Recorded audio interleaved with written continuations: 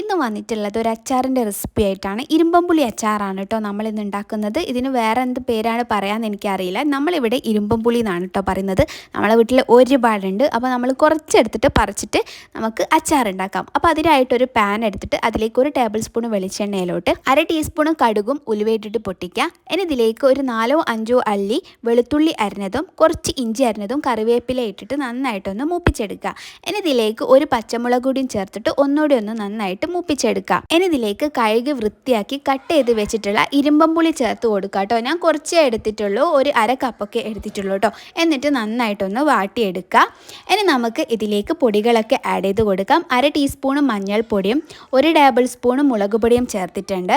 ഇനി ഇത് നന്നായിട്ട് മിക്സ് ചെയ്തെടുക്കുക കേട്ടോ. ഇരുമ്പമ്പുളി അച്ചാർ പെട്ടെന്ന് തയ്യാറാക്കാൻ പറ്റും. പെട്ടെന്ന് തന്നെ നമുക്കിത് കഴിക്കാനും പറ്റും കേട്ടോ. കുറേ ദിവസം വെയിറ്റ് ചെയ്യണമെന്നൊന്നുമില്ല, പെട്ടെന്ന് തന്നെ നമുക്ക് കഴിക്കാൻ പറ്റും. ഇനി ഇതിലേക്ക് ആവശ്യത്തിനുള്ള ഉപ്പ് ചേർത്തിട്ട് നന്നായിട്ട് മിക്സ് ചെയ്തെടുക്കുക. ഇനി ഇതിലേക്ക് നമുക്ക് സുർക്ക ആഡ് ചെയ്ത് കൊടുക്കാം കേട്ടോ. ഒരു 1/2 കപ്പ് സുർക്കൊക്കെ ആഡ് ചെയ്ത് കൊടുത്താൽ മതി. അത്ര ഇരുമ്പമ്പുളിയെ നമ്മൾ എടുത്തിട്ടുള്ളൂ, അത്ര അച്ചാറേ നമ്മൾ ഉണ്ടാക്കുന്നുള്ളൂ കേട്ടോ. സുർക്ക ആഡ് ചെയ്യുന്നതിന് മുമ്പ് നമ്മൾ സ്റ്റൗ ഓഫ് ആക്കണം കേട്ടോ, അല്ലെങ്കിൽ ചൂടാറിയതിന് ശേഷം ആഡ് ചെയ്താലും മതി.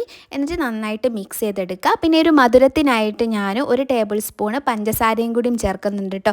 ഒരു നല്ലൊരു ഫ്ലേവർ അല്ലേ പഞ്ചസാര ചേർക്കുമ്പം. അപ്പം അടിപൊളിയായിട്ടുള്ള അച്ചാറാണ്. എല്ലാവരും ട്രൈ ചെയ്ത് നോക്കുക. ഇഷ്ടമായിട്ടുണ്ടെങ്കിൽ ലൈക്ക് ചെയ്യുക, കമൻറ്റ് ചെയ്യുക, പ്രീവിയസ് വീഡിയോസൊക്കെ കാണാം. നിങ്ങളെ ഫ്രണ്ട്സിനും ഫാമിലിക്കും ഒക്കെ ഒന്ന് ഷെയർ ചെയ്ത് കൊടുക്കുക കേട്ടോ. അപ്പോൾ എല്ലാവർക്കും ഒരിക്കൽ കൂടി താങ്ക് യു സോ മച്ച്.